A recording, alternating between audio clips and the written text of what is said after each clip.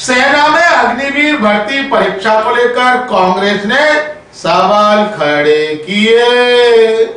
सेना में अग्निवीर भर्ती को लेकर युवा कांग्रेस ने सवाल खड़े किए।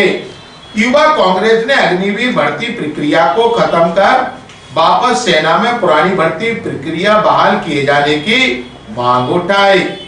युवा कांग्रेस के राष्ट्रीय सचिव मितेंद्र दर्शन सिंह ने आज प्रेस कॉन्फ्रेंस कर अग्निवीर भर्ती परीक्षा को लेकर केंद्र सरकार पर हमला बोला। उन्होंने कहा कि आज अग्निवीर भर्ती प्रक्रिया के नाम पर देश के हजारों युवाओं के साथ छलावा किया जा रहा।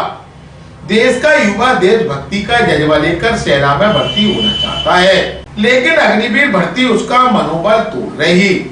आज अग्निवीर सेना से रिटायर्ड होते हैं तो उनके हाथ में सिर्फ 11 लाख रुपए थमा दिए जाते हैं, जबकि पहले सेना में भर्ती जवान को सरकार रिटायरमेंट के बाद भी मदद करती थी।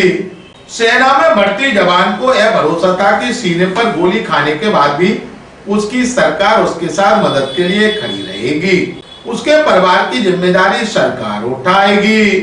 ग्वालियर अभी तक से चर्चा के दौरान अग्निवीर मनोज भदौरिया व युवा कांग्रेस के राष्ट्रीय सचिव मितेंद्र सिंह ने कहा, मैं बताना चाहूँगा फर्स्ट ऑफ ऑल अग्निवीर का सिस्टम में बताना चाहूँगा। पहले जो परमानेंट हुआ करता था, बंदा रिटायर होके आता था तो उसको, उसके परिवार को, बच्चों को, मम्मी पापा को, सबको मेडिकल फैसिलिटी एमएच द्वारा और ECHS द्वारा मिलती थी। अभी 4 साल के लिए भर्ती होने जाओगे, वहाँ से वापस आओ, 4 साल तक सिर्फ तुम्हारे लिए मेडिकल फैसिलिटी है। रिटायर होके आओ ना, तुम्हारे लिए भी नहीं है, ये पेंशन है नहीं है। क्या करोगे 4 साल बाद? फिर वही मेला लगेगा, दौड़ना है, पढ़ना है, जॉब सिक्योरिटी नहीं है। सर क्या बताएं, बताओ। और मेन वो एज बताओ। हाँ, एज का और मैं बताऊँ, पहले टेक्निकल और क्लर्क का एज 23 हुआ करता था, 18 से 23, और अब टेक्निकल और क्लर्क की एज 21 कर दी, 21 क्या 20.5 कर दी अभी। और एयरफोर्स का बताऊँ, एयरफोर्स में एज 21 इन्होंने करी है। और अभी जो 2025 का बैच निकाला है ना इनने, अभी फॉर्म चल रहा है एयरफोर्स के, तो जो बंदा 1 जनवरी 2004 को पैदा हुआ है ना, वो अभी 20 साल का हो रहा है। आप कैलकुलेशन कर लेना, 20 साल का ही हो रहा है। तो 20 साल में उसको मतलब एलिजिबल नहीं है, 2 जनवरी से मांग रहे हैं, 21 साल भी नहीं ले रहे हैं। अग्निवीर का विरोध करते हैं, क्या करते? ऑब्वियसली यार कर ही रहा हूँ।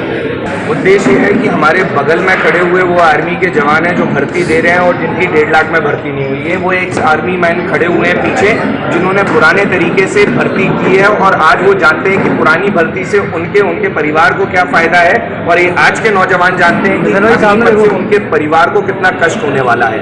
ये कोई राजनीतिक टॉपिक नहीं है, ये एक राष्ट्रवाद के लिए एक विचार है, एक चिंता है कि अगर 4 साल जो 25% की भर्ती आप कर रहे हो और बाकी 75% को आप निकाल रहे हो, उससे जो पहले 70,000 की भर्ती होती थी, अब जो 40,000 की भर्ती है, तो आपने तो 30,000 लोगों को अनएम्प्लॉयड कर दिया। नंबर 1। नंबर 2, पहले मेडिकल फैसिलिटी दी जाती थी जवान को, आपको पेंशन दी जाती थी, आपको ग्रेच्युटी दी जाती थी, और सबसे बड़ी बात सिक्योरिटी क्या कि अगर वो सीने पे गोली खाएगा जवान तो उसको पता है उसकी परिवार की रक्षा करने के लिए देश बैठा हुआ है। और आज वो भावना खत्म हो गई है, जहां पर देश उसके परिवार की रक्षा करने के लिए नहीं बैठा है, वो एक बिजनेस डील दे रहा है कि आपको 11,71,000 रुपीज मिल जाएंगे। उनसे पूछिए इनको वो चाहिए कि नहीं चाहिए। तो सही मायने में ये आपको बताएंगे कि अग्निवीर से इनको कितना फायदा और इनके